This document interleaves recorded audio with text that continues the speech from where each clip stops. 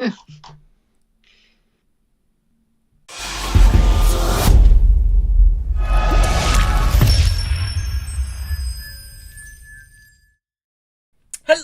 everybody. Thank you for tuning in. We are Rumble Pop Live Edition. My name is Donald. I am here with some very special people. As always, my brother from another mother, Mr. Kevin, is here. So thank you for joining, Kevin. We have Janet, who has been a guest multiple times. So thanks for being back, Janet. And we have a new guest, which Kevin will introduce. But I'll just say hi, John, real quick. Kevin, take it away, sir. All right. You're here. Good morning, good afternoon, and good evening to all of you in the 24 time zones on planet Earth. Welcome to the most entertaining, most dazzling, and most righteous live stream YouTube show, Rumble Pop. Now, I will introduce to you my co-hosts and co-conspirators for the evening. First, he is the man from the great state of Ohio. He is the executive producer and co-founder of The Real Short Box and Rumble Pop. He is a man who's Bruce Campbell's #2 fan. He is DC Comics for life, and if you have a problem with it, he might just pop you in the mouth and make it hurt. He was the 1997 Mr. Teen Ohio, and he was just voted at the end of 2022 the second best looking man of North Hollywood, California. Ladies and gentlemen, this man is always socially lubricated. He is the original Don. Thank you, everybody. I appreciate that very much. Thank you. Oh, one more. Okay. All right. Okay. Calm down. That's enough. No, stop. People love you, sir. The people love you. There we go. Sorry. That's embarrassing when it happens, but it does happen from time to time. Next, we have a wonderful lady who is also from the great state of Ohio.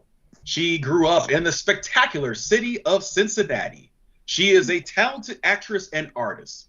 She was also voted the 2022 Best Cubana of West Los Angeles.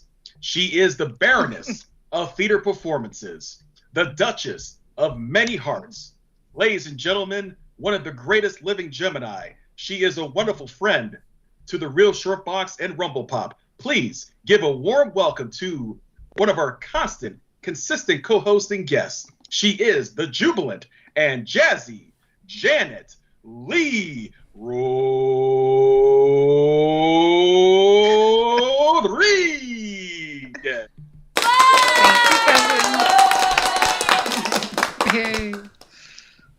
And last, and certainly not least, a fine gentleman that we've known for quite some time. He is a great man. He is from and born in the great nation of Israel. He is a devoted father, a great husband to 2 beautiful children. He is a man who is a big aficionado of Star Trek, Teenage Mutant Ninja Turtles, Ghostbusters, Power Rangers, X-Men, and it goes on and on. This man is a successful entrepreneur and accountant, and he is going to bring the pain tonight. He is going to bring great knowledge to this topic. Please give it up for our first time special guest. He is John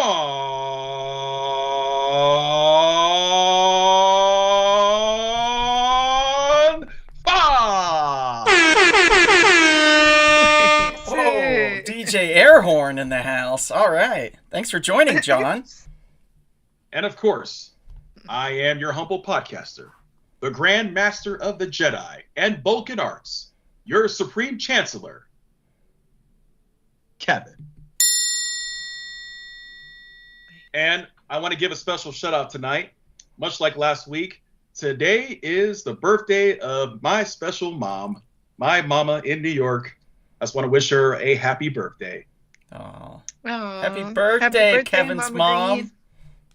Does she have a last name Green too? No, different name. What's her first name?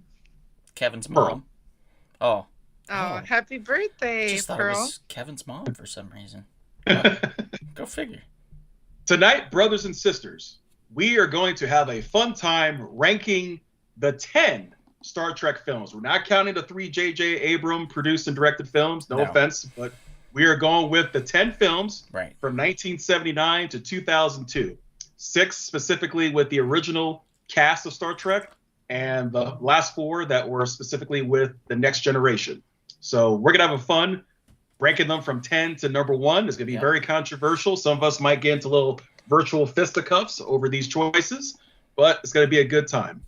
So may we all live long and prosper. All right, there we go. Yeah, that's a good one. That's a good one. I want to throw a few shout outs here. My mother says, my mom and dad are on. Everybody say hi to my mom and dad first and foremost. Hi, Mama and Papa McKinney. Family. Hi, Mom and Dad. My mom says hi, son. Hi, Janet. Hi, Kevin, and hi, John. So my mom and my dad both says hi to both of you, and all of you, all 3 of you, 4 of us, all of us. Gerald says hello. Enrique says hello. Maria says howdy, howdy. And my mom and dad actually say happy birthday, Pearl. So they're wishing your mother a happy birthday as well. That's very nice. Thank you. And let's get started. John, this is your first time on the live show.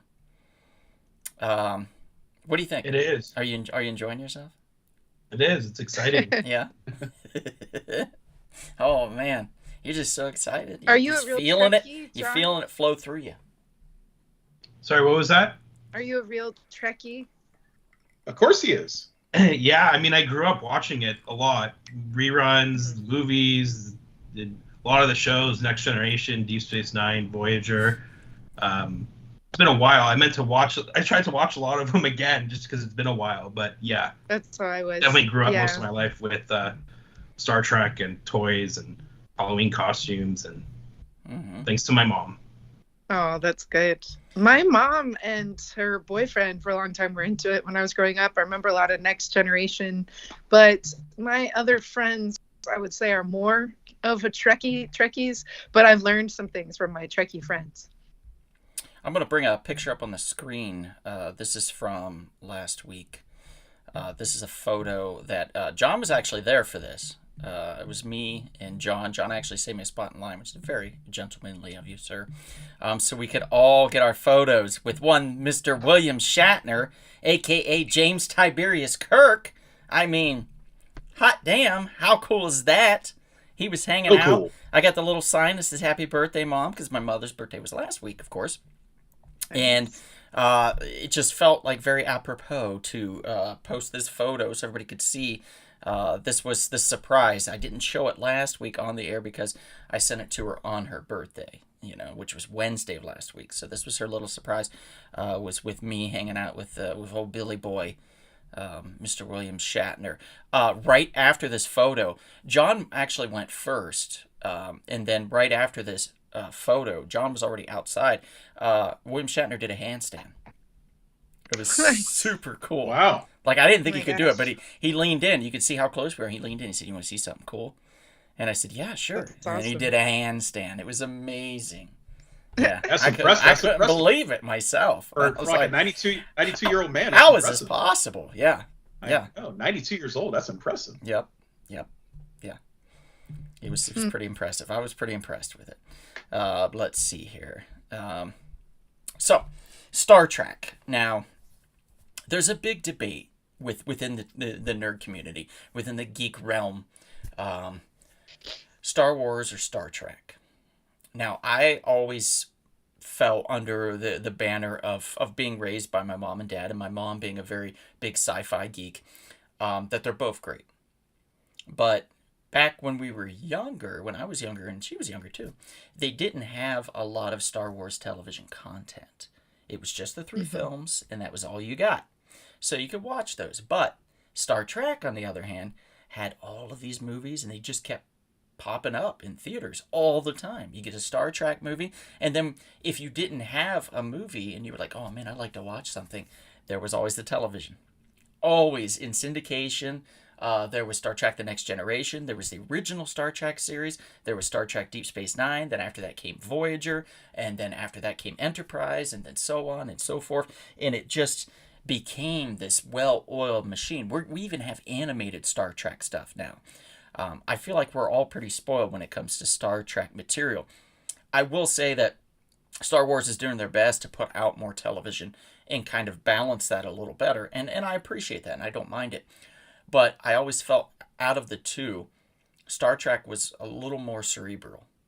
There was a little more elevation to the stories. It had a lot of topical content, about race, about war, things like that, that they would sneak into a story that you wouldn't think about at first. And then you're like, oh crap, they taught me a lesson, So Star Trek to me was always a little more cerebral. And in that, I always appreciated it. And I think that a lot of other sci-fi fans appreciated that as well. Now, of course, you'll have the people that are only Star Wars fans and they hate Star Trek or whatever, but I don't feel that's necessary. You can like them both. Silly. It's fine. Silly. It's fine to like them both. You can prefer one or the other. That's cool, but you can also still like them both, and that's fine too. But yeah, Star Trek is a great thing. Gene Roddenberry created it. He wrote a story for it. And basically then that springboarded into the television pilot, which then became a series, which lasted, if I'm recalling, correct me if I'm wrong, everybody, 3 seasons? Yes, 3 seasons of the original series, 3 Yeah. seasons. Including 1966 1969. The first interracial on-air kiss between Uhura and James Tiberius Kirk on screen. That's right. On the small screen, albeit, but still a very important racial barrier to be broken down like that. Now, I feel like they got away with it a little more because it's science fiction. Oh, this is the future in science fiction, where a white man and a black woman can kiss. Oh, but not now. Certainly not now. So it was soft I and always breaking wish barriers. that did she ever get to have a boyfriend or anything though after that? I don't think so. Not that I recall. Not that I That's recall. rough. I wanted a love Yeah, life for her. We didn't get really into more characterization with individuals until I feel like until we got really deep into Star Trek: The Next Generation. I feel like Star Trek: The Next Generation really saw each character. They recognized the writers, each character, as a pivotal part of Star Trek, and they were like, if we just have the captain, Jean-Luc, be the lead and the head of everything, then all these other characters, they'll be colorful characters, but there's not enough depth. So they went in and they created. Boy, did they ever create depth. I've never felt more for a robot than I did for Data. Who obviously was a real human, but Brent Spiner did a hell of a job as an android, as a human playing an android, pretending they're wanting to be a human. So it was just very fascinating didachotomy, I guess you could say, that happened there, and I always appreciated that. So so to answer the question, I wish we had more depth with the original characters too. It happened a little bit within the films as we went forward. For example, I'm just going to throw this one out there. Kevin's going to hate me for it, but Star Trek V. Star Trek V, we got to see Spock's brother, so we got to learn a bit more about the family dynamic and about his quest and what he was all about and stuff. So, you get to learn a little bit more about these characters through the films too, which is great. And I feel that fleshed them out a little bit more too. Let's see. And one thing people have to remember, there's the silly little rivalry between Star Trek and Star Wars. Star Trek is science fiction.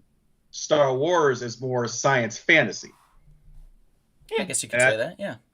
A lot of great inventions that were inspired by Star Trek. If you look at the old school original communicators, what does it look like? It looks like a flip phone. It's true. Star Trek: The Next Generation. I remember the modules, when they were doing their communications, they were using like a flatbed, not flatbed screen, but a touch screen. When they're typing, well, we have that. We have touch screen buttons now. So it's amazing what Star Trek has inspired future engineers to do. Mm-hmm. Yeah. Bring them on screen, and they have this big screen on the deck, and you're like, whoa, they're seeing these other ships with the villains. It was always like when the Klingons popped up, you're like, oh no, like something's about to go down. Well, it's not going to be good. And the holodeck may become a reality one day. That's being worked on. Man, the holodeck would be fantastic. Also very scary after reading Ready Player One and Ready Player Two. I feel like there's a lot that we need to stop and think about before that holodeck becomes a reality. Um, Also, after watching The Fly, I don't know if I also really want to be teleported anywhere either anytime soon. Right. Um, Or that Simpsons haunted right. horror nights where Oh. Bart has a fly head. Right, yeah. But Kevin, I did there is a project. It's actually called the Star Trek project where they are working on teleportation. And there is a sign up list for volunteers. And I did sign you Oh. up. So I want you to know Uh-huh. that Oh, I think so. Happy early birthday! First of all, I signed you up for it. They said that you might not come back from it, but I felt that that was a risk we were willing to take, and it would be very cool. so basically, you're watching the first movie again, and the unfortunate tragedy that occurred when they were beaming Oh, two people that was up. so awful. So you're trying to put me at risk for not being my Oh, molecules not being No, recombobulated properly. no. I just thought you'd be excited to be one of the first people to actually try it out and see if it works. So I just, I excitedly signed you up. I borrowed your wallet. I got your social security number and all your information. Put all that in. You're locked in, brother. You are locked in. Congratulations. It's gonna be so much fun. I think. You could die, but also it could be a lot of fun. And I feel Where would I like be teleported to? Where would I be teleported to? Out of curiosity. they didn't really say. I'm thinking that they were like it's a facility in Van Nuys, coincidentally. So I feel like they're trying to go to Long Beach. So it'd be like Van Nuys to Long Beach, but And not the then when nice he part beams of Long back, he's Beach. beaming right on top of your head, Donald, and crushing you. I am not Gonna going get to you in be a sitting wrestling move. anywhere where Kevin is going to be appearing, because that could be awkward. What if we merged and like we're two-headed, and there's like Oh, my head gosh. and then there's Kevin's head? Because of course it would be. I would have the body. Kevin's head would just merge into mine. Because I'm stronger-willed, so I feel like my body would Kevin would last. kill off that Okay. side of himself because it would be too much torture. Right. Yeah. Kevin would just would submit, and his head would merge into my neck, and then we would have, we would truly be very close together. I see. So Yeah. Siamese, some bizarre Siamese twin thing going on. Right. Yeah. It would be awkward at first, but I feel like we could get through it. Like at night, I'd just tape your mouth shut because you snore. That's So true. just tape your mouth shut and The you breathe nose. out your nose, you'd be fine, right? Mm. I mean, or I could probably breathe for you. I bet I could breathe for Hey, you. We're hey, sharing hey, lungs. there I you go. just cover your whole face. I'll put a bag over your face. It's just that's terrible. No, I can't do that. I can't put a bag over that beautiful face of yours, Kevin. I'm sorry. I apologize. Oh, Let's see here. We already have a mini holodeck, says my mom, and I wear it. You wear it? Yeah. What? Mini holodeck? I guess. Do we? Do we wear it? You're talking about a phone? What? What are you talking about, Mom? that's what she's talking about. Is that what she's talking about, a phone? Maybe. Or she's drunk? That could also be. She does have a holodeck that she You're never right. told A me. Maybe- holodeck on you.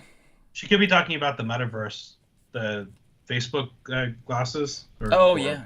Yeah. headset. Okay, so here's something that was kind of wild. I went on that ride, Bowser's Castle ride, at Universal Studios, Super Nintendo World, the Super Mario World. Tell me when basically. you're going again. I still have my pass, and no one Do you? can afford to go with me. Sunday maybe. This Sunday. Okay. Yeah. Okay, I think No- I could. No joke. Oh no, I have my demos on Sunday. Quit. 2 Sundays from now. Quit. I work on the weekend. It's just Sunday. I don't know what to tell you. Quit. Just quit your job. Join. But anyway, It's I when went people into buy the things castle. in retail. You get these visors. You put this helmet on it, and like the hat is a Mario hat. It's Mario's hat. It's a hard hat though, and you clip it in and you tighten it on the back. and then it has magnets on the side. And then when you get in the Super Mario car, you get this visor, and it just automatically, like, you put it on and it snaps like magnetically to your face, and the visor sits right in front of you about this far. And that is where you see all the villains on the screen coming through. So they'll come in front of you through the visor in 3D, and you have to push the triggers on the wheel, on the steering wheel, in order to fire, but you have to be looking at them. So you have to look at them, and that's how you direct the missiles that you're firing, or the turtle shells. And then you'll run out of turtle shells, and you'll have to swerve to try to get more and stuff. And then if you get more, so yeah, that's kind of like the Google Glasses or whatever it is, you know, that kind of thing in a way. Not 100%, but it is pretty neat. Gave me a hell of a headache though, but it is pretty neat to experience. So I recommend it. And my mom says, "Yep, that's it. Thank you, John. That's a mini holodeck. LOL." Okay, so you knew what she was talking about. I had no clue. So let's get started. I'm gonna pull up number 10. Number 10. Yep. Here we go. Number 10 on the list. This is no surprise to anybody. Wearing the blandest, lamest, weirdest costumes ever for any of the Star Trek films. We're talking about Star Trek the Motion Picture. Number 10 on the list. I feel like about the first act of the movie is just fetishizing the retrofitted Enterprise. All these different shots. I appreciated some of this because it was the first attempt, right, to make the film, and we get to see all the people that we love, you know, Chekhov and Uhura and Scotty. So, I mean, for that, it's good. But, and also I want to say this wasn't on the bottom of my list, but I mean, it definitely is like maybe a C+. Yeah, it's not winning any awards in anybody's heart, so to speak, as far as like the most amazing film out there in Star Trek, period.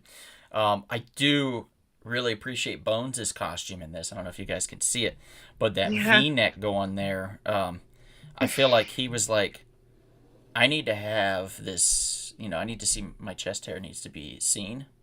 It's important. Do you not know who I am? I'm DeForce Kelly. I want everybody to see my chest hair. It's very important. God damn it, Jim. See my chest hair. Unless that was up to the costume. It was in his contract. It was probably, you know what? It could have easily been in his contract, yes, that you see his chest hair. Because he's the only one. He needed to have some girlfriends, too. He never got to have any love interests, or... Not that I remember. If he did, it was off screen. Kirk with his swanky outfit. Something. He was the only one that had the two-tone, you know, two colors there. He's very swanky, very cool. So let's just go around the room here. I found it to be a very good film to fall asleep to. So if I'm ever really having trouble sleeping, I'll put that on and I'm out. What did you think of it, Kevin? Yeah, there's some truth in it because you know what's funny? When I was rewatching it the other night, I did actually fall asleep halfway through it. Oh no! And then when I woke up, I said, "Oh my god, I got to finish this movie," and I did. I mean, it has its moments, but the thing that's really silly, you know, V'ger, they're trying to figure out what does V'ger want. V'ger wants to find the creator. Oh my gosh, the creator is us. And then Stephen Collins' character, who you know, fortunately has a little bad rap from his Seventh Heaven days, but you know, he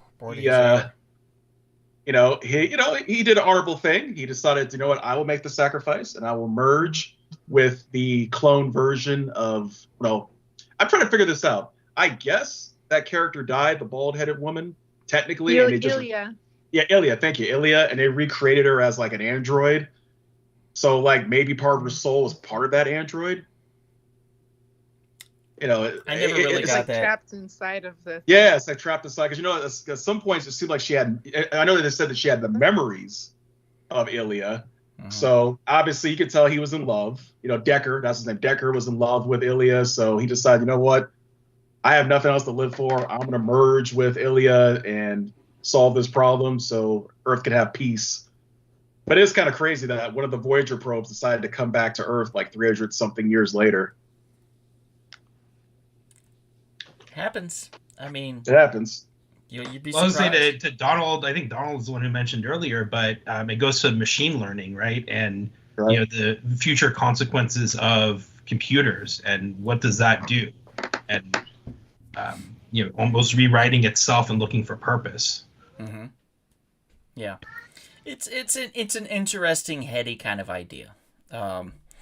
We do have a comment here. Basil, the pumpkin seagull, says love Star Trek, and the director's cut of the motion picture is much better. Oh, okay. I have Oh, not that's right. seen. That was available That's- on HBO. I've Yeah, not that's seen that's that. what I was watching. HBO Max. That's what I was watching. You were watching the director's cut, Kevin? Yeah, I was able to access. You fell asleep the faster. non-director's cut. yeah, that's true. That's true. Kevin fell asleep much faster with the director's cut. I guess that's fair. Sure.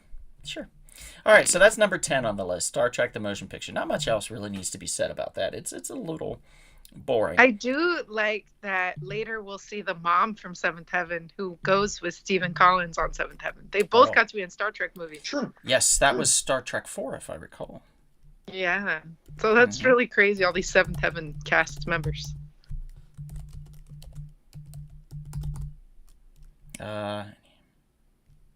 I don't know if I got You know the what's- you know what's spelling right, crazy? but we'll try that. This movie is one of the most expensive movies ever made because like they just didn't know what they're doing. They're very disorganized, Yeah. Right. and the amount of money that they spent on this movie was more than the first two Star Wars movies combined. Okay. Nothing A New Hope, says Empire Strikes Back. nothing says a great film like Tom Hardy looking permanently constipated. Oh, yeah. And that is number 9 on the list. That is Star Trek Nemesis. Oh, Nemesis. yeah. Wait a Nemesis. minute. Hold on a second. Nemesis. What? Nemesis You have that right? would Yeah. be plural. No, number 9. You had a different movie for number 9. Did I? What I have? Yeah, you had Star Trek 3. yeah, Search for Spock. Oh yeah, but you were complaining about it, so I switched it. What? Uh, Wow. I was What? thinking about it too. Wow. You were Nemesis complaining deserves- about I it. like. Nemesis I like is much that better. switch, Kevin. Nemesis, I would switch that back, man. Nemesis is a hell of a lot I better. can't You switch kidding it me? back. It's been switched. Once it's been switched, it can't be unswitched. All There's right. no it's permanent on the screen, Kevin. I can't do anything All right. about it now. All right, He fine. sounds just the way like it a is. Spaceballs Here's the thing. now. Let me explain Could be why. unswitched. Let me explain why. Okay? Let me explain why the third deserves to be in a higher spot than Nemesis. Nemesis was the rebirth of the Star Trek franchise. This was supposed to be their calling card and saying, hey, we're going more action, we're going more intrigue, we're going more story, it's going to be bigger. It was a big effing flop is what it was. It did shit in the box office. No one gave a big werewolf's ass about it. No one cared at all about Star Trek Nemesis. Part of Unfortunately. it was marketing and timing when they released it. It had a lot to do with that too. And it was fatigue. It's fatigue too. Like it was you. The story wasn't there. It wasn't a great story at all. It was a retread. Is basically what it was. Now Star Trek 3, which we talked about. I'm not the hugest fan about Star Trek 3, which is obviously now is going to be, as we know, number 8 on our list. But Star Trek 3, The Search for Spock, at least it said, hey, we're coming off of the biggest, one of the most popular Star Trek films, one of the most successful Star Trek films, and we don't have a lot of money. So this is what we're going to be able to do. And it was kind of sad to see it, and the story wasn't great, but it actually wasn't great at all. But I feel like within the franchise, it was still in progression of the story. So it still kind of, it's like with the James Bond, what we were talking about. And Janet, if you remember Quantum of Solace, you were like, seeing it and watching it within the realm of the other Bond films, it makes more sense. So with the third Star Trek, I appreciated that Quantum of Solace. the second yeah. Star Trek falls like really plainly as a very action-packed Star Trek film. And they had to pick up the pieces and kind of go with this romanticized version of a film for the third one because they were bringing back Spock. And they were looking for him. It was a search for Spock. So there was this feeling of the third one is kind of attached to the second one. So without the third one, you wouldn't have the second. And without the second, you wouldn't have the third. So that's why that got switched then, and Nemesis made the tail end at number 9, because it really wasn't attached to anything, and it was supposed to be a huge rebirth of Star Trek, and it just thudded hard. It was a hard. Not necessarily. Why did It you was like meant to be it the last now, Next Kevin? Generation. All Here's right. why I liked it. I kind of like the conflict between this clone of Picard and Picard himself, and also this clone that Tom Hardy's playing, Shinzon. He's trying to find himself in many respects. He's suffering inner conflict, especially him being essentially adopted by the Romulans. He has their quest for vengeance. I plus I thought it was pretty cool how towards the end the battle of the Enterprise crashing into the Romulan warbird. The Enterprise also exploded Data, or and crashed Data. into something again. Data. What a surprise. Ooh, Data. the lottie. Oh, boy. Data sacrifices his life. And then immediately is like, oh, I downloaded my conscience into this other android, so I'm fine. He's a robot. He's It's a robot. He can do bullshit. that. He It's a sacrificed robot. his life. He should have been gone. There is no reason within this film to say, oh, I sacrificed this huge sacrifice. They've done it before. It's a retread. They did it in 2 and 3, Kevin, and you're arguing this. Spock died in 2. This heavy, huge thing that happened, and then in 3 they're like, we're going to bring him back. At least they waited a movie. This didn't even wait a goddamn movie. This waited 30 minutes at most. And then he said, oh, nope, oops, surprise, he's still alive. Here he is. Such bullshit. F this movie in its effing face. The Romulans, man. You can't Remind go us wrong. which You got number Romulans, was man. You got Nemesis, you Romulans. guys, again? I'm sorry? What number again was Nemesis in the? 10. I mean, 10. it was the 10th Star Trek movie. Yeah. Yes. It was literally the one that killed everything. Temporarily. Yeah. Temporarily. Yeah. Just shit all over everything and ruined it. So I that's do why it's like number 9. that. That wedding was broken up or something, right? They didn't make it to the wedding of Colonel Troy. Oh, Counselor Troy and Commander Counselor Riker. Troy. Troy. Yes. Well, we did get to see that. We did get the wedding, so that was super nice. They did get married Those finally characters after are cool. like Riker flirting got, around. Yeah, remember this? Riker Okay, got promoted. okay, He's so- going to be a captain now. After number 1, climbing over chairs. This is how he always got over chairs. There would be the back of the chair like this, right? And he would always like do Yeah. this with his leg and over it like that to sit down. There's a whole YouTube like That's right. video Shatner of doing that. of number 2 or number 1. I mean, of Riker putting his leg over chairs Riker's doing that. in the most Make it so awkward number- way. Yeah. Make Yeah, it make so it, yeah, number one. he made it so, all right. So this film sucks butt. Basil says Nemesis is worse than the motion picture. Oh my god, by light years. There is Wow. zero redeeming quality in Nemesis. Star Trek Wow. 3 is better than Nemesis by far. And Did my you mom just, says, Venmo this guy money or no, something? I did not at all. No, I think this is Basil's first time on here. He works for Donald. No, Yeah, I guess so. no. My mom says, "Okay, son, now tell us how you really feel." LOL. Basil seriously. says the wedding should have been at the end with a live data that wasn't before. Yes, of course. Oh, Of that would course. have been a cool idea. They didn't know what they were doing with this film. They just didn't know what they were doing. John, back me up here. They didn't know what they were doing. What say you, John? Yeah, no, I mean, I don't know. I agree that Search for Spock is better, but I don't think Nemesis was as bad as you guys are saying. I mean, I think Insurrection was worse, but Thank you. Hold Okay, your let's- tongue, sir. Hold your tongue. How dare you? I like the Let me action, check and I know my what they were list trying to really do, quick. Again, yeah. let me see my list again. Oh, Janet's disappeared Yeah, I'm because she's looking checking at her my list. list It's okay. real quick. Yeah, so Janet it didn't- switches off. She's still here with us. She's I'm still still but alive. there. Santa Claus, she needs to check her list twice. Yep. That's right. So, I'm on an iPhone. obviously, number 8 on the list is Star Trek. Oh 3. yeah, Insurrection was worse than Nemesis. No, That was 2 whole places away. no, Oh yeah, no, you're incorrect. yeah.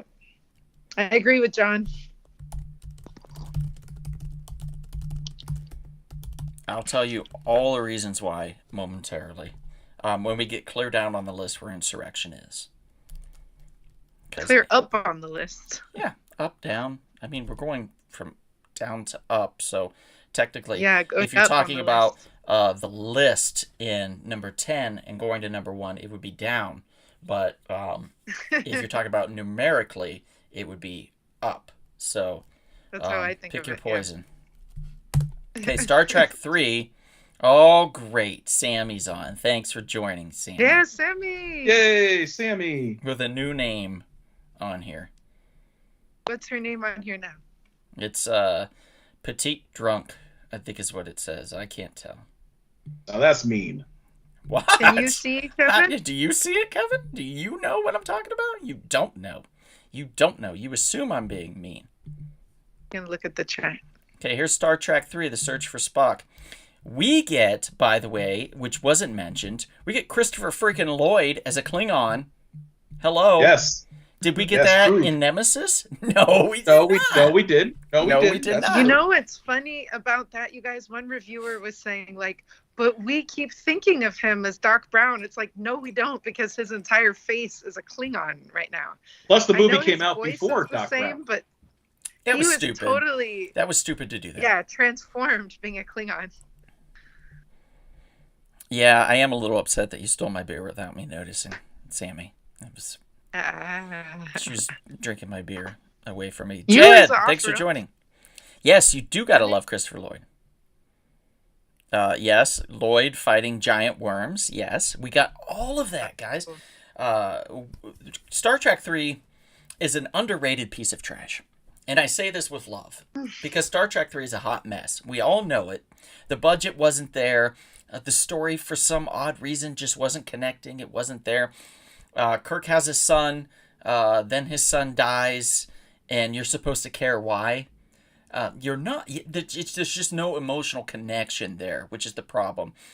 And I think that lingers on throughout the whole film. The coolest part of the whole goddamn movie, and correct me if I'm wrong, is Bones realizing that freaking Spock is in his brain. He's in his mind. The conscious. His the conscious is in there. So it's like living with Spock. You imagine that? What an odd couple. What an odd couple. That'd be like if Kevin downloaded his conscious into my brain. And then he would like, Kevin being all logical and stuff, and I'd be like, no, get out, stop. You know what I mean? Like, I want to go dance with my shirt off. And Kevin's like, no, brother, you don't look very good, brother. You probably should work out first. No, I want to do it, you know? What we notice is that there's not enough time given to that feeling like, okay, his son died. Like, I feel like Kirk had a really emotional reaction, which was awesome, but there's not a lot of even like watching him die and what's the aftermath for everybody else. How did he affect anybody else on the team? Yes. Yeah, there's not Right. enough of that footage. No, There's not enough that doesn't connection. And exist. also, we could have gotten to know him better before he died, and that would have made us Maybe care about him more. Put him more in 2, you know, like, Yeah, build up a we little should have bit. cared about him more. Yeah. And who is the mom and all this, you know? Oh, for part 2, Wrath of Khan. The mom was there in Wrath of Khan. Show her and more, you know, and the connection to their kid. I think it was their attempt to try to build A family on for these Kirk. characters that they didn't really build on as much as they could have in the show, and I think they saw like, hey, we need to do this, and they probably rushed it. They did it Yeah. poorly. Yeah, they did it really poorly. Ultra I was going to say Magnus. though the scenery, right? The whole like scenery of the Genesis project is pretty cool. It's true. That's right. You're, Yeah, you're that not was wrong. Genesis. That was actually cool. Ultraman Magnus has a great question, guys, and I'm going to pose this to everybody here within the council here. He says, I haven't seen any Star Trek. Which one do you guys recommend to start? And he's talking just probably film, not television, just something, you know, you can get in and out Yep. within a couple hours. Well, to be honest, it probably would I would say start at 2, Wrath of Khan, because number 1, you're not missing much of anything. Mhm. So might Yeah, as well start with probably 2. number I Wrath think of Khan. 2 is a solid recommendation, just basically because of it's actiony. And I feel like a lot of people like that one because of that reason. You know, they like the action aspect of it. And if you want to follow It's up fun. with that, watch the TV episode that introduces the Khan character, which is really good. In the My original Or Star watch Trek. that Original series, from the original 60s. series, yes. Yeah. Was it 60s? It was the 60s, yeah? Yeah, 1967 is when the episode came out. Yeah. it What's was the great 60s. is that Wrath of Khan with that guy's 90s hairstyle on Khan. Yes. Yes. It's like this mullet. My mom's boyfriend had that haircut.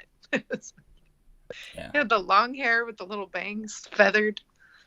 Yeah, and the episodes in the episode Space Seed that Khan's introduced, he has a different hairstyle. You know, he looks kind of a little Yeah. more regal in that Space Yes, he Seed does. He does. episode. But there's one mistake. Oh, well, we'll get to that when we get to Wrath of Khan. Basil John, says- what would you have said for someone to start with Wrath of Khan or a different one? Well, I would say for the original that, and I would say First Contact if you want to start with the Next Generation film. First Contact. Mhm. It's a good choice because I Of feel all like, the movies, yeah. and also that would give you a taste of the next generation. And I feel like Yep. their television series is so damn solid that you could just start on that. And there's like I think 10 seasons or something. It's an insane amount, but it's super 7. good. 7? Oh well, felt like 10. But there's just like a lot of seasons that and you can just pepper them in without throughout your day or whatever. There are a lot of one and dones, in other words, a lot of standalone episodes, and that's great about Star Trek. I really enjoyed that. Jed says number 2 was, in my opinion, the best, and Kevin of course had to respond to that. Thanks, Kevin, for responding. There are a lot of Trekkies I just that wanna say- love number 2. Of course. I just want to say real quickly, smash that like button. Give us a follow, give us a like on YouTube. We really appreciate it. It helps with the algorithms. It helps boost us up so people can see us, which is amazing. We love that. We love being seen. Obviously, Kevin loves being seen more than anybody else. He's a little bit ridiculous No. with it. No. Ultraman, no problem, dude. Happy to help. And stop by the shop again sometime, dude. We can chill, hang out. Maybe John will be there. It'll be a cool club, cool kids club.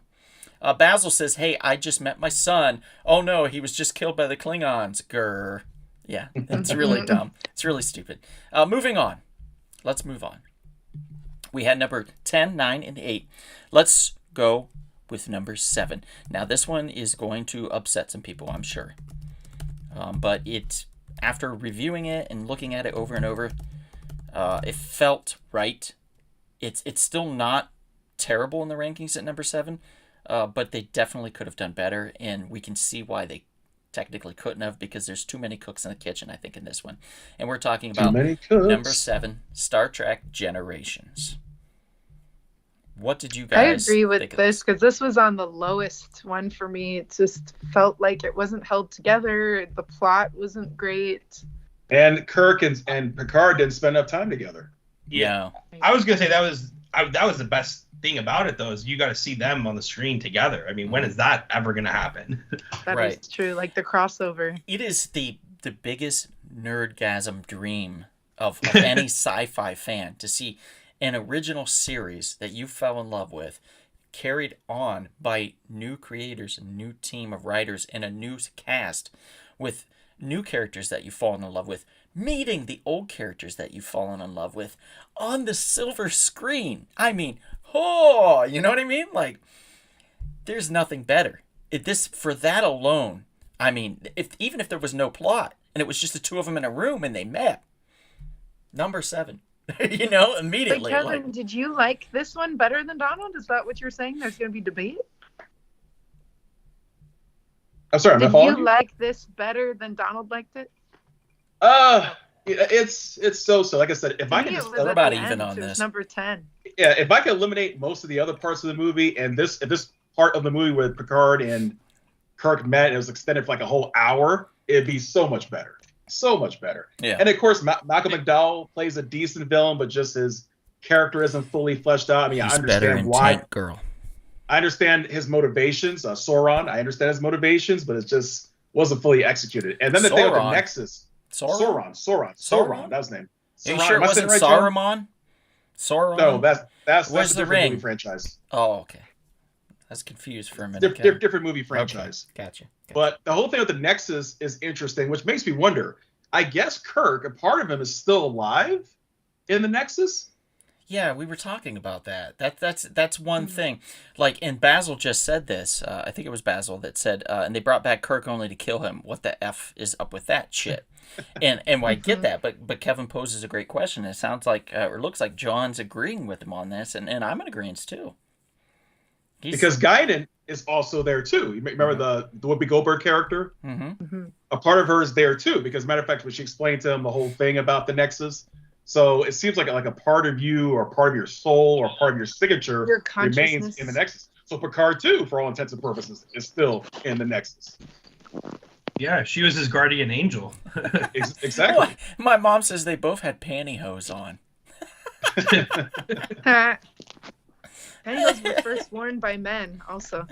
So. But I agree. I would have liked to see, more co-captaining, more. I don't know. There's definitely a lot more they could have done with it.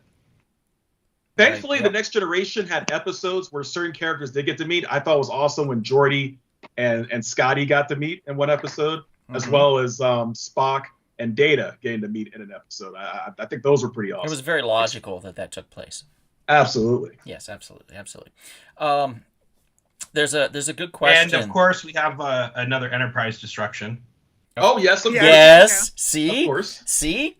Just keep doing But this it. one crash landed, so you had not Kevin? all of it was destroyed. Only half of it. We're That's getting true. into this. We're getting Yeah, into it this, was Kevin. kinda It's going to get interesting. deep. It's going to get. It actually, It's just going to get that's hard probably for you. That's my favorite Enterprise too. By the way, I love Yeah, Enterprise. the one that can Enterprise yeah, D, Enterprise agree. D. I love Enterprise D. I love Enterprise F. I and love U. when it's split into the two sections, the saucer section. Yeah, that's so awesome. I love that. Yeah, I that love is cool. Kinda like and, that and the Titanic top or just something. kind of just keeps going forward, and that bottom's just like all the people in the bottom always get screwed. They're like floating away.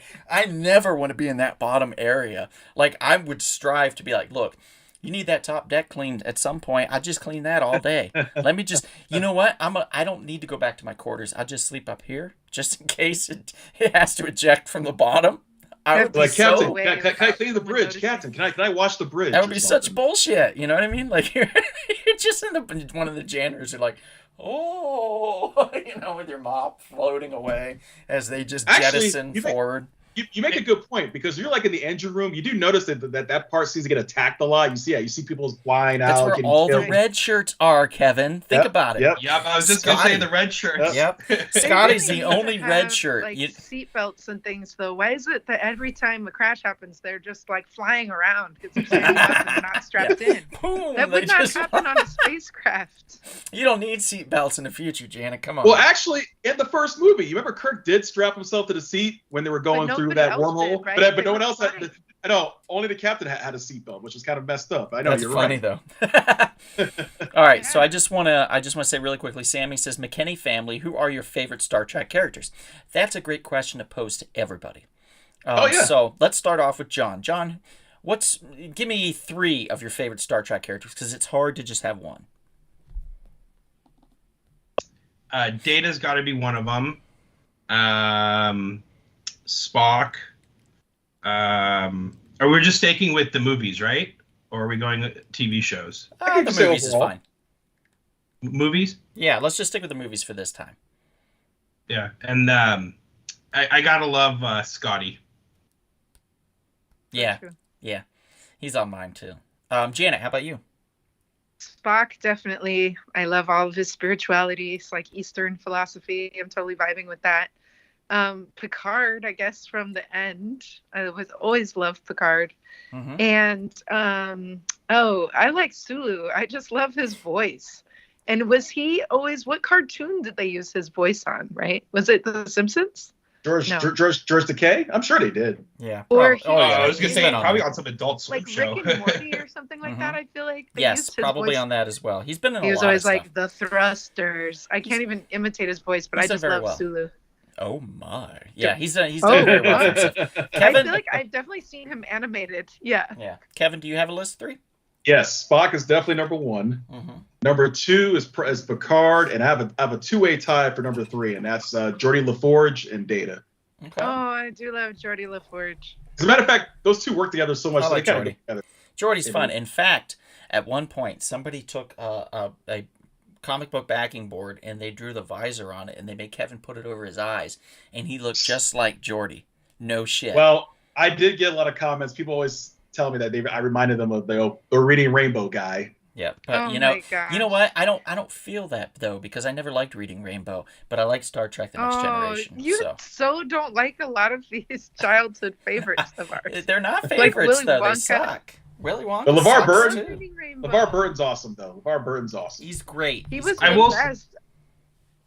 What's up, John? No, I will say in terms of relationships on screen that worked really well was Spock and McCoy. Their Of course. relationship Oh, together. yeah. I mean, Of course. it was Yes, for that time classic. humorous. I mean, they. Classic. And Bones is fun because of all of his one-liners. Yeah. Let's see here.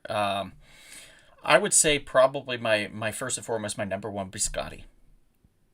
Scotty's great. In Star Trek 4, he's my favorite in Star Trek. I love him so much in Star Trek 4. So Scotty, and then I would probably go with Worf.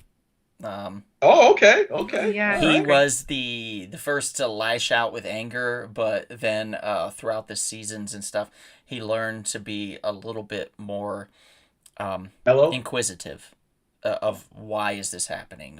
Who are you? What are you doing? And I love that arc about him throughout the whole Next Generation is him just learning about himself and you know that just because he's a Klingon doesn't mean that he has to follow that path and be a warrior and angry all the time. John, we lost your And it's- picture. I don't know if you realize that, but it's gone. No, just for a second. I'll be right back. Okay, no problem. And also, his Um, grandpa was a number 6. Yeah, you're not wrong. Oh yeah. that Yeah, was and we'll fun. talk about that. Also, probably, it's a tough one, but I think I would go with the captain. I would go with Jean-Luc Picard Oh yeah, as Picard. my third. Yeah, And he's so lovable. I've never been so enthralled with something. I love sitting down with a nice cup of Earl Grey tea, and I learned that from Captain Jean-Luc Picard. And it is Nice. delightful. He's not wrong. It is delightful. So I Okay. love that about him, and I love that about his character. But there's many more. There's many more. But those are some quick favorites of mine for those reasons. Let's see. We've got some comments, so let me go through these real quickly. Basil says that Nexus made no sense. Ironically, they did it because they were told not to use time travel to bring Kirk the next movie, Time Travel, LOL. Basil says Ent D with the 3 nacelles and phaser cannon, boss. I think that's the point of the saucer. Families and non-essential personnel go to the saucer. Required people in the star drive. Yeah, so that's it. Non-essential, yeah, personal. Sammy says Riker and Deanna Troi are some of her favorites. Make it so. Yep, they're great. My they're mom great. says I like them all. Without either, the show would suck. Sammy says also Picard. Totally copying Picard's off great. of me, by the way. Megamouth Spike, thanks for joining. Megamouth says the scene from Star Trek: The Motion Picture where the woman and the Vulcan man are killed in the transporter accident scared my brain. Yeah, we did talk That's about what that don't- briefly. Huh. That was We did really talk freaky. about that. I did sign Kevin He's up like, for a send apologies teleportation. to their family. Yeah. Oh, especially the way he said it too was kind of funny. Yeah. Yep. Oh my gosh, Starfleet. I almost couldn't tell when I first saw it. Like, are they mad at these people or were they their friends that they died? Like, you kind of couldn't tell. It's true. Oh Okay. no, but the best part was I need a Vulcan to replace him. You know? Yeah.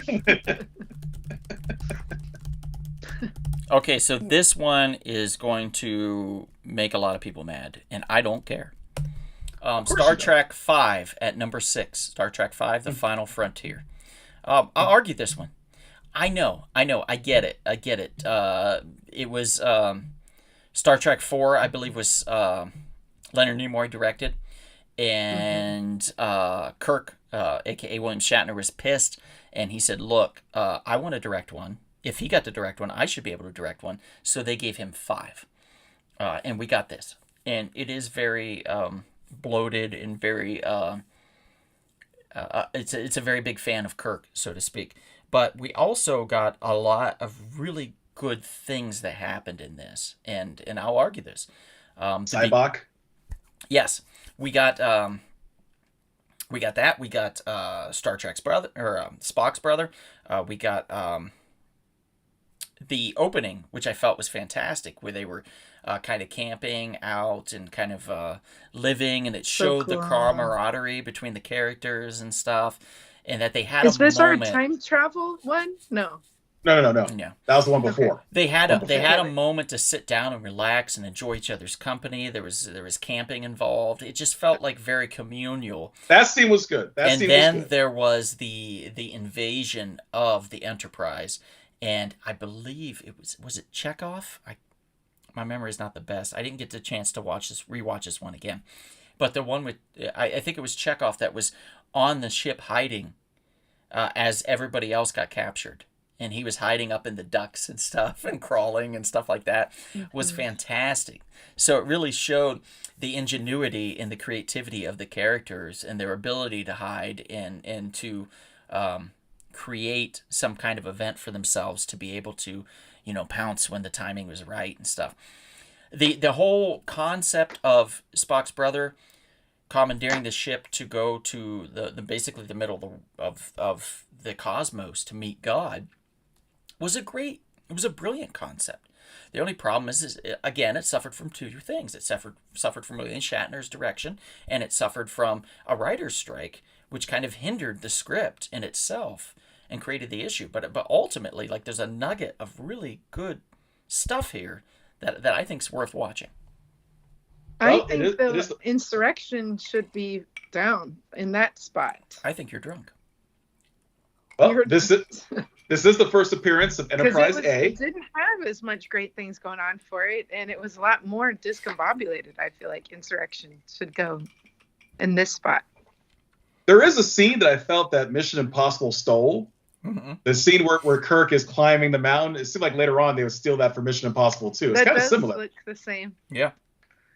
Well, are there anything you don't like about this, Kevin? Or it's just as Donald made some very good points about the weakness, the direction, the weakness of the story to a point. I mean, it's pretty cool seeing that entity, zapping people, and then Kirk and Spock questioning it, like, hey, okay, why does God need a spaceship for? Why does God need a starship for? It doesn't make any sense. How dare you question me? And you find out, Cyborg having a come to Jesus moment. He realizes, man, I'm wrong. I'm so sorry. And the fact that he sacrificed himself for his wrongdoing, for him making a mistake. He was such a devoted, acolyte, and he realized, wow, I was wrong, so therefore I'm going to take responsibility for my actions. So that I do appreciate that. What did you guys, Janet? What did you and John think? I was saying, what came first, the Wizard of Oz head, or was it from Star Trek? I'm pretty sure it was the Wizard of Oz head. Yeah. Frontier. John, did you think it was good that this came after the fourth one, or it didn't meet your expectations? Number 5. It's funny. Like I didn't get to watch all of them, and I wanted to rewatch them. And this is one that I didn't. I don't remember a lot of it. Or do you remember as we talk about it, I remember brother? scenes of it, but it didn't wow me. It's not memorable. overwhelmingly memorable. There's a lot of memorable fun moments, and that's because why I really liked it. It was a little farther up on my list. Yeah, and that's fine. I mean, I enjoyed it too, Janet. I put it pretty high up. It would not be in the 6th spot if it wasn't for you and me ranking it so What high. about Insurrection, though? Is that under this for you? I ranked Insurrection super high, Janet. I really enjoyed Insurrection, and we'll get into that. We're all so different. So let's move on. This was Star Trek V, The Final Frontier. At the number 5 spot, this is going to shock people. Oh my God. This is going to make so many people angry. In the 5 spot. Okay, here we go. Hang on. Typing it in. Yep. In the 5 spot, it's Star Trek II, The Wrath of Khan. Yeah, there are a lot of people that get wow. But I understand. Wow. Oh, I don't understand, because without this movie, there is no further Star Trek movies, number 1. Number 2, there's no Star Trek The Next Generation. Number 3, Star Trek would be... Now, why is there no Star Trek The Next Generation? I don't understand what you mean by that. Because Star Trek The Next Generation came out 5 years later. What I'm saying is, if this movie didn't succeed... In the timeline? Yeah, in the timeline. If this movie didn't succeed, this probably would have been the end of... If the first one didn't succeed, we wouldn't have the second one. So you could argue the same thing for the first. It was initially the first one. So the second one is just piggybacking on the success of the first, and the third's piggybacking on the success of the second.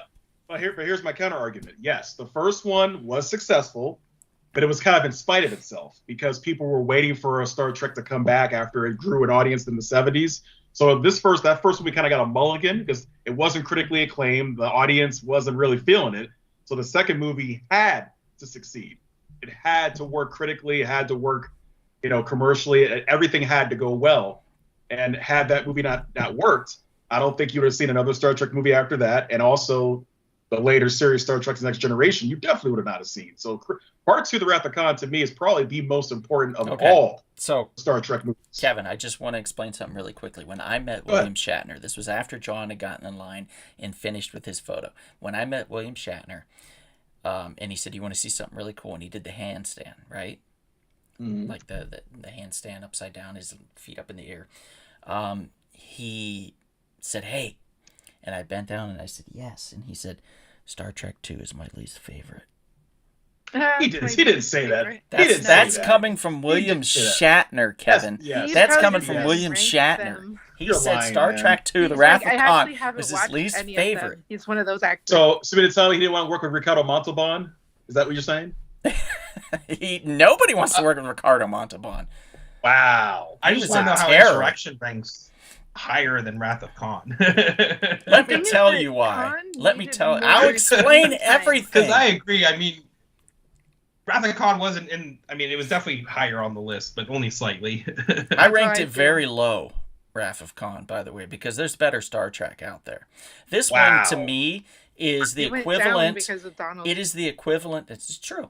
It's the equivalent of the remake of the Star Treks, the third one of the Star Trek, where they said, "Let's just do all action," and the story suffered. Star Trek 2, all action, and the story suffers. You can see. But something unique that happens is that Chekhov gets kidnapped and he gets that thing put in his head, which was really horrifying to everybody who watched it. That no was matter pretty how old you horrifying. were. Yeah. That you're was, not wrong. yep. You're not wrong. That And is that was the unique thing about that movie. Yeah. And also, well, it wasn't just Chekhov. It was that other dude too. It went to his head too. His I ear. know I forgot his character name. Poor guy. Oh yes, you're talking about Jeez. Kevin in the chat's telling everybody to forgive me for my cocaine use. Wow, Kevin. Wow. I'm gonna just you keep going, Kevin. I'll and follow that guy up. died too after his brain got taken over, huh? Yes. Yeah, he committed suicide. He basically zapped himself with his Because phaser he to couldn't kind of. kill Kirk. There were Right. some interesting things in the movie though, Donald. But Yes. you know what they needed, I think, is more dialogue and plot twists and turns for Khan. I know he dies towards the end, He's very but one-dimensional. it wasn't satisfactory for me. The whole there would need to be more ups and downs with his storyline. You're talking about for Khan?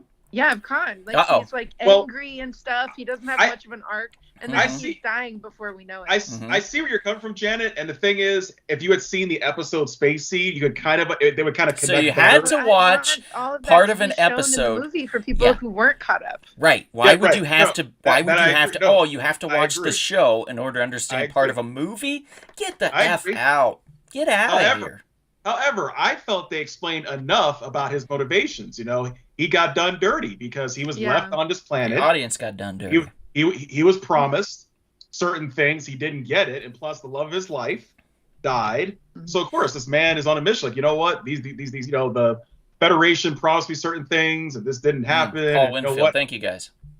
Yeah, Paul Winfield. hmm You know, Well, so and Wrath of Khan had the Kevin- famous. I was gonna say has the famous Kabayushi the test. The, Oh, yeah, the test that Kirk goes through. The- the Kabayashi Maru or something like that. The Kabayashi. Yes. Yeah. That I appreciated. Yes. Oh, and I with mean, our girl. I didn't Kirstie place Alley, it. I didn't playing a place it last. I'm not gonna act like I placed it last. I enjoyed Star Trek II: The Wrath of Khan, but I felt like it gets way too much hype. It's way overhyped. Well, and There I'm are saying better the Star parts Trek that weren't films. so good are that now, as we see Khan, now in the present moment, he needs to have more things going on.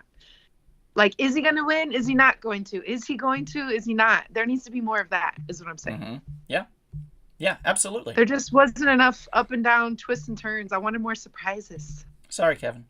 Sorry, John. Wow. Star Trek II: The Wrath of Khan. Well, Suffered. we could. But I like it more than Donald liked it. We could agree to disagree, but man, I'm telling you, I this- like it more than Donald liked it. Well, that's good. That's good to hear.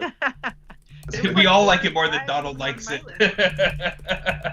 I know. Like I said, Donald's high on something to have it this low. All right, number 4. We're talking about Star Trek VI: The Undiscovered Country. Now, who doesn't? Okay, who doesn't love a good murder mystery? I love a murder mystery. Me too. Now, you have Star Trek, Who doesn't like, if you love sci-fi, right? And then you love Star Trek. And then you add in the equivalent of a murder mystery. And then you give a character, a Klingon that's played by Christopher Plummer, an actor with such gravitas that The Sound of Music. This movie just made itself into like chef's kiss. It's so Chang. good. It's so good. Chang. You can't not love Star Trek I'm going to 6. rewatch that after this podcast. And Yeah. this was a good movie for the original crew to end on, so to speak. Yeah. Yeah, absolutely. Basil agrees here. He says Star Trek 6 Undiscovered Country, the second best Star Trek film. It's very good, man. It's very good. And I ranked it, very high on my list. These guys ranked it pretty high on their list, too, in order to bump it up really high. I know, John, if I recall, you had it really high on your list, too. Yeah, I think I had number 2 myself. Yeah, On my list. it's a solid Star Trek film. The only problem is it came right after 5, and 5 was misunderstood and critically panned.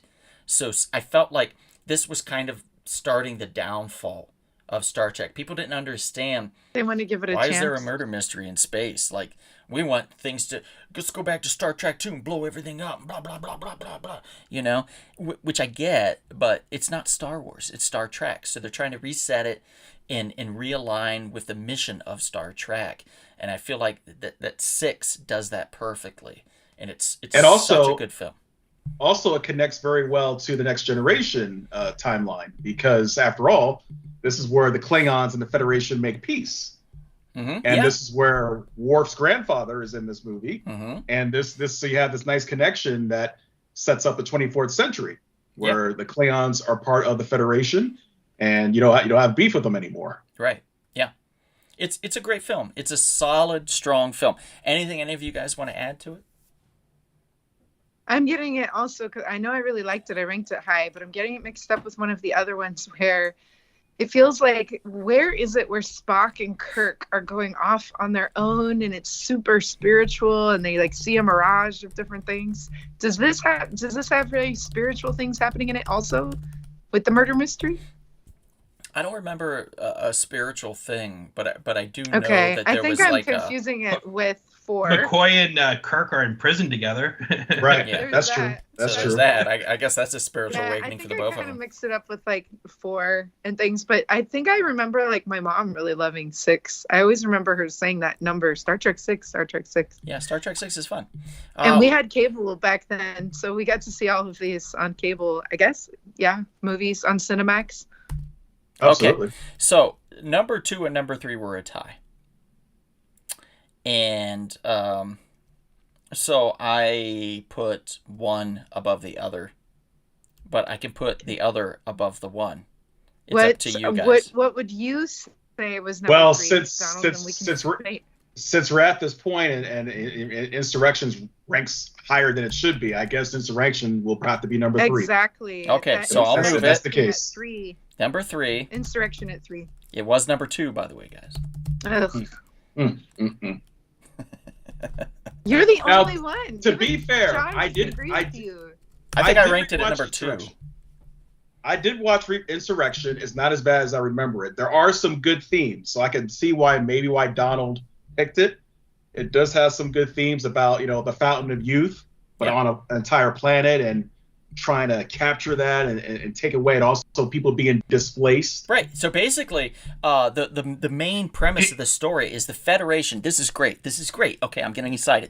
This is great. Okay, so the Federation, they get involved and they send Jean-Luc and the Enterprise to this planet of basically immortals. And they're immortals because they live in this goddamn planet, right? And they send them there to displace them, to move them off planet, so then they can take that planet's resources and make it for the good of the entire universe, basically. Which is never the case. This is never the goddamn case. It's always going to be some rich asshole that has the most money that's like, oh, I want immortality. Perhaps I should live on this planet. And then that asshole is going to be the one that lives on the planet. And then you're never going to get over there. You're not even going to get a whiff of that planet. Like the methane gas that planet's putting off, you ain't even going to get to sniff it. That's the thing. They don't give a shit about you. So Jean-Luc and the crew, specifically Jean-Luc, he's like, this isn't right. We're displacing this whole culture, all of these people, all of these immortal, wonderful people that have lived here for ages. They're goddamn immortal.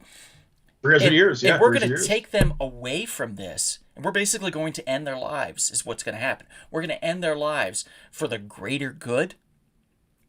That created a quandary. That creates an issue within the Federation, specifically with Jean-Luc and the Enterprise.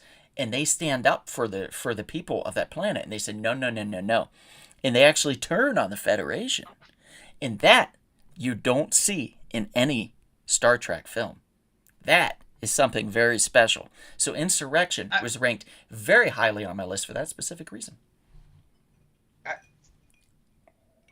What do you think, John? I'm pretty sure you do see it in another film. I'm pretty sure Kirk violates the Prime Directive a few times, or at least has the ethical question about it. It definitely happens in the TV show. Yes, it happens in the television show. Yes, I hear you. I definitely don't think it should be number 3. It's up there, buddy. Let's see what we got. Let's see if anybody I feel like has it anything. doesn't fit in And with the other one. and David's right. I saw him comment on here. David's right. It's basically a 2-hour TV David episode. say, It's basically a 2-hour TV episode. And it's a fantastic 2-hour TV episode. In fact, all of Star Trek is a TV episode made into film because it was originally a television series. So it doesn't argue seem that how as you will, exciting to me. but it's This one. fantastic. And we get what was it, F. Murray Abraham? He's fantastic in this. You don't get him in any other Star Trek film. You get F. Murray Abraham. They just hand you him, and you should say thank you because he's fantastic. You should say thank you, F. Murray Abraham. And we also, John, what was Kevin, if I David's recall, we also comment? get another explosion of the Enterprise or some shit like that in here. If I recall, there's something stupid that happens, some dumb thing There that wasn't. takes place. I don't think so. There's some There's no- explosion, if I recall. There is an explosion, but like it's of the bad guys. Yeah, ships. whatever. But there's an explosion, and that's fun too. And also, you get to see. I guess like the Riker- picture you had up. I mean, the phaser rifles are cool. Basil and I were not agreeing on this one. He says it's intentionally insulting to its audience. That's why I effing hate that film. Mhm. Sorry, dude. Picard violated the Prime Directive because he wanted to get laid. He did not. He violated it because he saw the validation of the characters. He saw these people. Time out. He did not violate the Prime Directive. The Admiral that was one violating the Prime Directive. He stands firmly Captain against the Federation. If that makes sense. Picard. Yeah. Yes. Yeah. Not one of my favorites. It So was way I'll down argue the this one. list. I will argue this one to my grave. In fact, Kevin will be there, and he'll be like, Donald, are you all right? And I'll be like laying, and I'll be like, oh, come closer. You like that it's different, but it doesn't feel as exciting to me as the Come other ones, closer. and it And doesn't Kevin- really actually feel Kevin like will it come fits closer. in I'm dying, some of the Janet. best. I'm dying. And Kevin, I'll be like, come closer. And Kevin comes closer, Doesn't right? fit in. And I'll the pull best him of the in, movies. Janet. I'll pull him in. And Kevin will get Mhm. really close to This me. is because I talked And- over you on the last episode that and you I'll won't let pull me him in. finish the sentence. And Kevin, I'll pull So him in. just to I'll pull him in. I'll just pull to him in. wrap it up. I'll pull him Insurrection in. Is better than Search I'll for pull Spock. Kevin in. It's I'm dying. I'm goddamn better than dying Wrath of here. Khan, I'll like- pull Kevin in, and Kevin will be like, "Are you okay? What do you need? What do you need?" And I'll be like, "Say it." And he'll be like, "What?" And I'll say, "Insurrection We're gonna is insurrect one of the you, best Star Donald. Trek films." And then he'll say it on my deathbed. You wait and see. He'll say it. That's gonna happen. You suck, is what we'll say. Whatever. Whatever. Number Should have been 2. number 9. Let's go to number 2. Yeah, okay, we'll move on It's to way number down 2. there. It's like I've argued my eights for point me. for number 3 long enough. Number 2, which was originally number 3, whatever. It's the one right behind me, I believe, at this point. Yeah. And it is a fantastic film. It's Star Trek First Contact. Mm. It's Yep, definitely the best of the Really Next good. Generation. Yes. No Second doubt best. about it. 100%. second best. Yeah. Number one. We're all Number one. saying second best. I think I hear No, you. Number one. Number one. Right. Number one. Second best, yeah. Thank you. Beautifully Okay. executed. Second Beautifully best. Kevin, what executed. was your film. total? What was your number one? Of the For Next me? Generation? No, of all of the lists, what was your number one, Kevin? If I recall, I think I had Wrath of Khan. If I recall, Oh, okay, yeah. You were different. Yeah. that was different. Yeah, you were the. That's why Wrath of Khan didn't rank so high, because But I had There's more a- in common with Kevin than there's a- Donald. there's Yeah, another film. First Contact was number 2, I so can't help we're it. You're all wrong. we're on the same page. Insurrection's We're on the that same good. page. I can't help it. First I Contact, You're ranked it so super high. differently wired than us, Donald. You are. It's just He okay. is. Did you watch it? Did you watch Insurrection? Hmm. Did you watch it with a cocktail? No, that would have helped me deal There's your with mistake. the fact that it There's wasn't your that mistake. exciting and The question is, what puts you to sleep faster, Insurrection or the See? motion picture? Insurrection. Okay. Good question. Probably Whatever. motion picture. Probably motion picture. Whatever. It was kind of slow. Okay. So Basil says First Contact assimilated the plot of Terminator 2. Yeah, I've heard that Well- before in reviews. That's I mean, fair. I love the relationship of Geordi meeting his hero, and it's not what anyone expects, right? It's just some normal person, and that's probably how it really usually is. It's just this Yeah. normal person that through time ends up being distorted. So I think that was really cool. But question for Donald, as I ask this: do you think the Borg were done after the Cybermen from Doctor Who? Yes. Hmm. Absolutely. That makes sense. That's Um, cool. Yeah. You take the concept of the Cybermen, which is basically assimilating and creating a hybrid robot human-esque cyborg type creature, a Cyberman. It just you're not. I can't argue with that, man. I can't argue with that at all. Doctor Who has influenced so much in science fiction.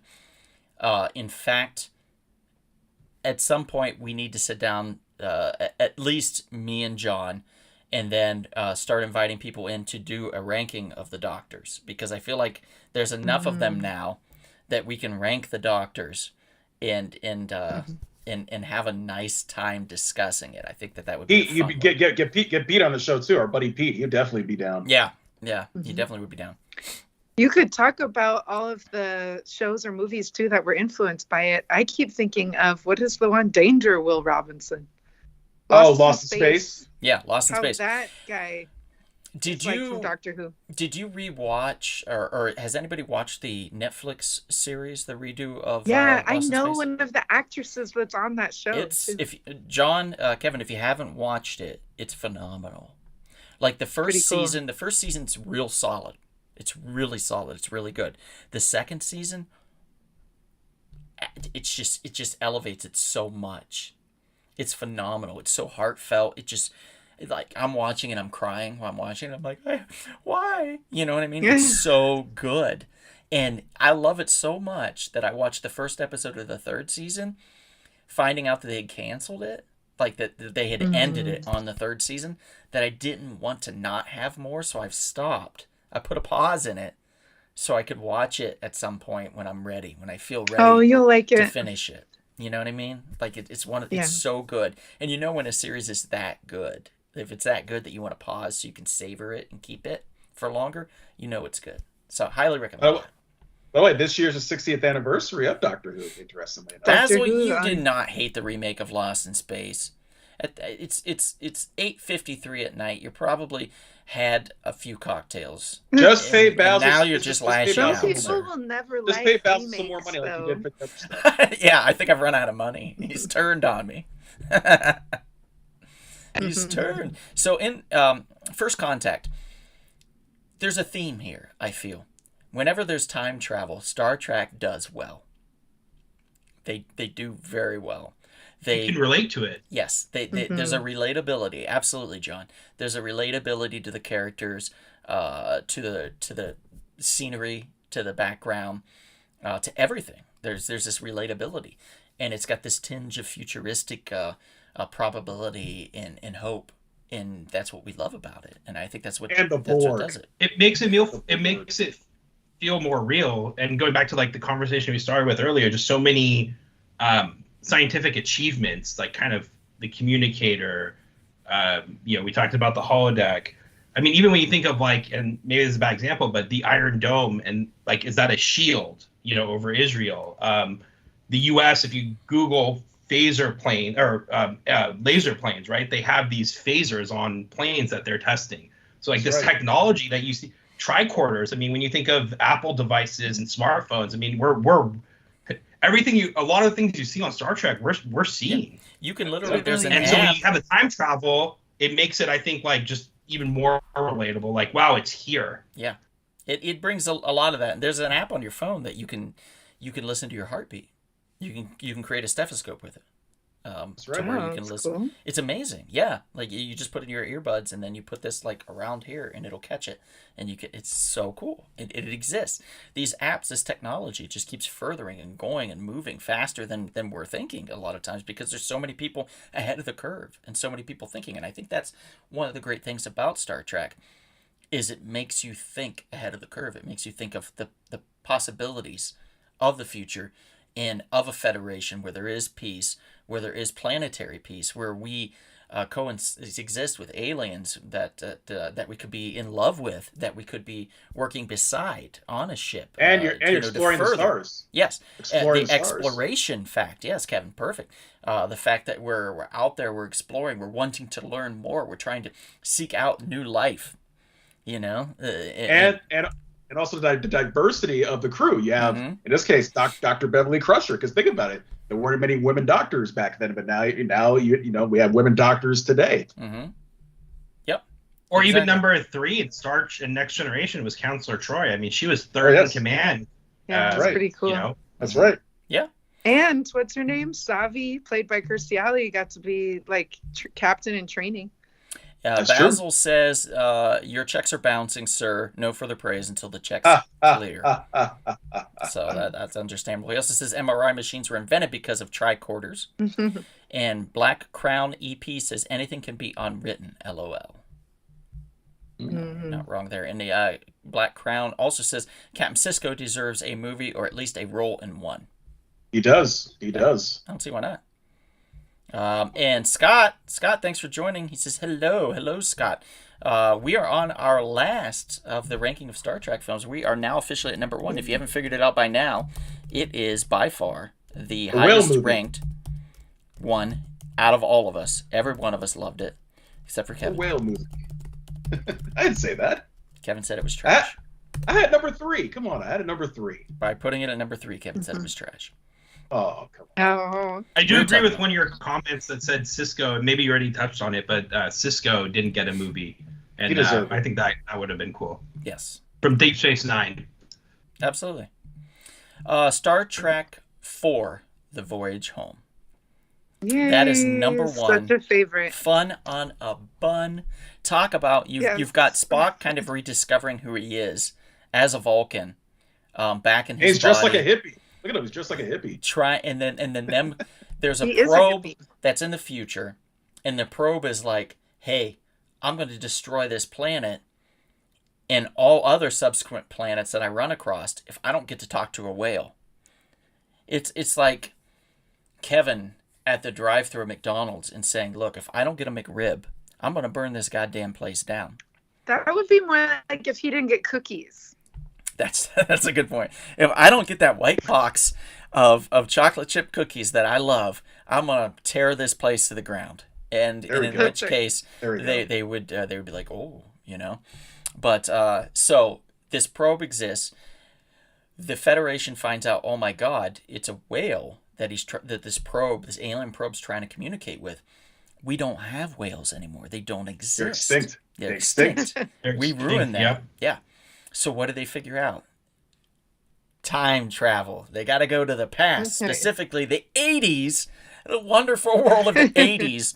They have to time travel to find a whale and kidnap it. Two Right. whales. Then they have to find a whale to kidnap it and bring it to the And future. find the little boy's mom from To- Child's Play. Right, and in order to communicate with this probe, so the probe doesn't destroy a sequential series of planets along its path. So they're basically saving the universe by time traveling and stealing a whale, and it is That's the best. Because Spock It was figures 3 it whales. out, huh? There was a baby. That's true. Unborn Oh, that's baby. right. Oh, that's right. I forgot about that. Yes, right. That's right. Yep, a mama, a dada, and a baby. Yeah, The baby. is Did what it you ends up guys being. hear that? Probably you did, that Eddie Murphy was going to be in this, but he had a conflict or something, and so they replaced him with that woman and her whole storyline. He I was did going to not be know the that one at that they all. found back in time, and then he decided to do the Golden Child, or there No was like shit. a conflict. Yeah, I'm glad he did the Golden Child, too. but that would have been so much fun to see him in a Star Trek movie. David says most popular movie, but not best story. Sorry, Donald.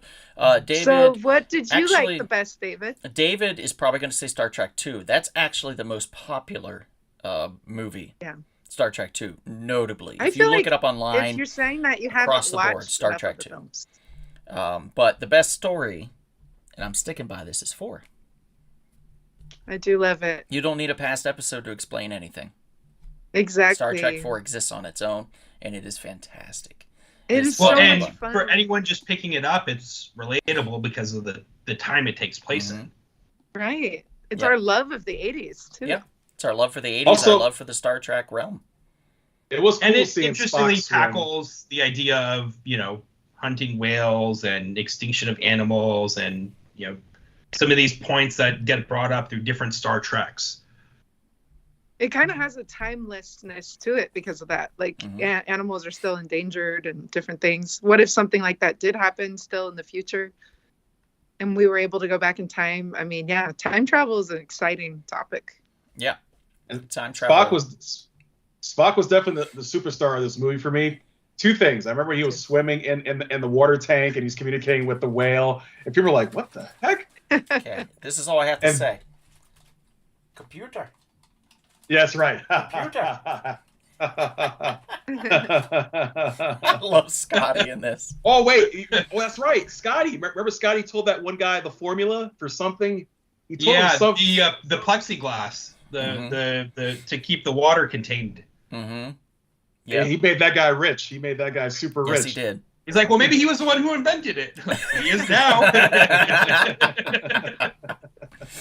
Oh, Cliff, Scott says, I just had a fascinating conversation with someone who was pitching the next Star Trek film to Paramount. Turns out the top brass at the studio said they're specifically looking for something like Star Trek 4 that would also bring in other various storylines. Nice. That's cool. Now, that reminds me, there was a Star Trek Deep Space Nine episode called, I think it was The Trouble with Tribbles. It was like something like that, because the original Oh, yeah, one so was from the fun. original Star Trek. So they did this very special thing where the Deep Space Nine crew went back into that timeline and hid and was able to do everything that they needed to do, their mission on the Enterprise there, without being seen. So you have all these clips of the original Star Trek, and you have them like intermittently hiding behind stuff and things. And the way they did it was so clever and so well done. Probably my favorite Star Trek Deep Space Nine episode, to be honest. Trials and Tribulations. Thank you, David. I figured David would have it. But it was great. It was great. Let's see. Also, you had that punk who was on the bus with them that Spock took down, and then everybody Yeah. everyone that's applauded. right. The guy with like the mohawk. Yep. With just Yeah. the shoulder. Yeah. Yeah, and then he's It's like, the nerve pinch. The Spock's pinch, like, nerve pinch. it's like calls somebody a dumbass, and then they're like, well, double dumbass to you too. You know? That's right. And they're all looking at him like, why are you getting mad at this guy? Mm-hmm. And Scott says, yep, imagine Star Trek The Voyage Home combined with multiverse like Infinity War. Ooh, that's cool. That's kind of exciting. We would need a really good writer for that, sir. And I want Well, I that guess- budget. Kevin and I I, guess will you can do it. incorporate the Nexus We'll through do it. different time periods, right? Hmm. That's true. You can use the Nexus. So are they still filming these newer movies like in Paramount Studios? It's still Paramount owned and everything, yeah? Yeah, they still own the rights to it. Hey, I so feel like we need to get a little bit of Disney, Marvel money thrown their way or something. Make it like a big deal. here's the thing. I don't know. I just I want don't- the I don't movie ever to wanna feel hear- big. I don't ever want to hear Disney mentioned with Star Trek, Janet, because Money. they own enough, and No, I don't want them to own them. I just want like that kind of money thrown at the Star Trek movie. Well, simply take the Mission Impossible movie money they've been making and throw it towards Star Trek. There you go. Yeah, something like that. David says he actually replays the same role in Star Trek Picard Season 2, the rocker guy, which I did not know. I haven't gotten to Season 2. Oh my gosh. Season 2 I must had no really idea. pick up, David. I haven't finished 1 because I'm kind of a little bored with it. I'm going to be honest. It's a little slow for me. but I'm trying. I am watching Brave New Worlds, which I find to be quite fascinating and really great. It's the story of Pike, basically, before we get to James Tiberius Kirk. So I'm enjoying that story with Pike and all the crew and everything that's happening there. I'm finding that to be quite fascinating. So I highly recommend that if you have Paramount Plus or if you have a way to find the episodes online somewhere. Perhaps. Not that I do that. And John, as you know, I don't know if you know this, Matt, there is a connection between the last Star Trek Nemesis movie and the first J.J. Abrams Star Trek movie. What's the connection? Well, you know the Romulans, and the storyline played out with Tom Hardy's Shinzon character. Well, the character that Nero. Yeah, that makes sense. He's part of that whole Romulan, everything that's going on there, and because later on, a few years later, there'd be the incident with the supernova, and then needing the red matter that Spock was going to use to help save him. So there is a connection there. So Shinzon, the implications actually would cause the quote-unquote Kelvin timeline. So that was their way of kind of connecting the movies. That's pretty cool. Yeah, That's neat. I That's didn't really make cool. that connection. Big Papa Chris says you'll enjoy Picard season 2. They go back in time. Oh, then I am stoked. Geez, okay. Nice. And I know they start to introduce more characters. We got Riker, number 1 in Picard, and I enjoyed that. But it was interesting because they made his character bound to a planet because I think it was his health, something to do with his health. The soil there was healing for him, so he had to stay on that planet in order to be cured, if I recall. So I found that fascinating, but also kind of sad because I'd love to see Riker and Picard, and I would honestly have enjoyed if Picard eventually handed the torch to Riker. What's his name? What is his name? What is Riker's name? His real name? Jonathan Frakes. Thank you, Jonathan Frakes. He's a really solid director and a good storyteller. And I feel like if they gave him a little more to work with, particularly in a captain's role, he's very regal, and I think he would do an excellent job. And let's face it, Patrick Stewart's not getting any younger. He's Riker's 82 years old. Riker's no spring They said chicken, this last season's going to be it for him, season Right. 3. So I'm thinking, what if they pivot and they end Picard and they go with like the next series is number 1, you know, Riker. or they just Riker call it number 1. or maybe they just call it Make It So, Star Trek, Make It So. Make it so. I think that would be really cool. Admiral Riker. Yep, and then it's him and maybe like his kids or something, you know, or like you know, some of the old crew. Worf comes back and Data and them, and 25th they're on century. these At this point, adventures. Yeah, and then we get to 25th relive some century. of that fun, you know. Bring back some of the old writers. Some of the guys from the Orville could jump back over because those guys are firing on all cylinders. The Orville has been excellent. If you haven't checked that out, the Orville has been putting out some of the best Star Trek episodes that's non-Star Trek. It's a fantastic show. Highly recommend it if you haven't seen it. I really do recommend it. Let's see. More crew, more members appear. Yep, Big Papa Chris, definitely. I'm excited. I'm excited for it. I'm excited to see season 2. I guess I got to get through season 1. So that's it. That's it, guys. We ranked them all. Star Trek 4, just barely winning over Star Trek Insurrection. Just a grand surprise, really, God. that Star Trek 4 beat out Star Trek That Insurrection. we would have lost out of we would have lost more credibility than necessary had Insurrection been number 1. We would have lost complete credibility. We love a lot of these Star Big Trek credible. movies, though, so hopefully it convinces everybody to watch them. Yeah. We That's just, true. in general, just love Star Trek, you know? Yeah. Look at Everybody the loves. shows. Is there a poll here, David? The only poll is in my pants, sir. Whoa. Children. There's children watching. There's children watching, Don. No, there's Children not. watching. It's 9 Yes, o'clock there at are. night. There are not children watching this. Children don't go to bed 12 like on the East Okay, Coast. if you're a child, go ahead in the chat and say you're watching this. Oh, no one. Because they're trying to do this, the keyboard, and it's not working. There we go. They probably know how to work keyboard better than you. Oh, but Basil. We used to be friends. I just canceled all the checks, sir. They've all been canceled across the board. You are out of money. You've been cut off. Look at Scott. Oh my. Well played, gentlemen. This has been a fun chat. This has been a fun podcast. I just want to say a few things before we go. I want to say thank you to our guests. I want to say thank you to Janet and John specifically. John's first time being on. John, you did great. So thank you for being on this and being a part of this. Anything you want to say to the people about Star Trek, for your love of Star Trek, anything you want people to know about you and Star Trek before we go? No, I just again, I think you guys echoed it all. I think we all echoed it here. I grew up watching it. It reminds me, and it's a good memory of my childhood. And I think it really just did a really good job of not only looking at technology, but difficult situations, ethical questions, and really kind of addressing them in a really good way. So I'd recommend it for everybody. It's fun. Yeah. Gotta love it. Gotta love Star Trek in general, I think. And if you don't, you're wrong. I'm sorry. All of the characters are really fun. It's also good for actors like me and Donald to watch, to learn from their acting skills. And it's kind of fun to imitate Captain Kirk being so dramatic and slow in between what he says. Yes. Yeah. Rescue 100%. 911. Yeah.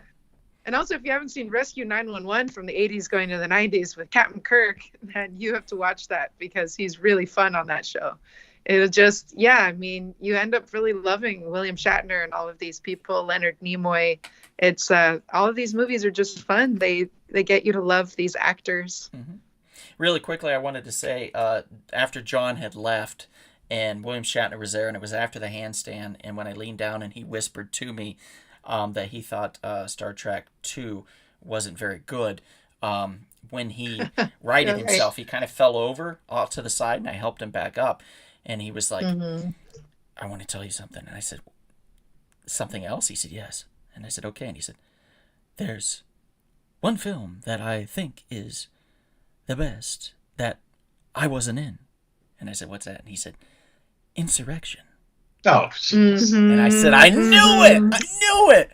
And cocaine and is we one both of the drugs. high-fived. There's a photo Cocaine of us is one hell of a high-fiving drug. somewhere. I'll have to find it. We His both ego would have high-fived. never said that was the best. You know, in his And- elderly age, he could be a little confused.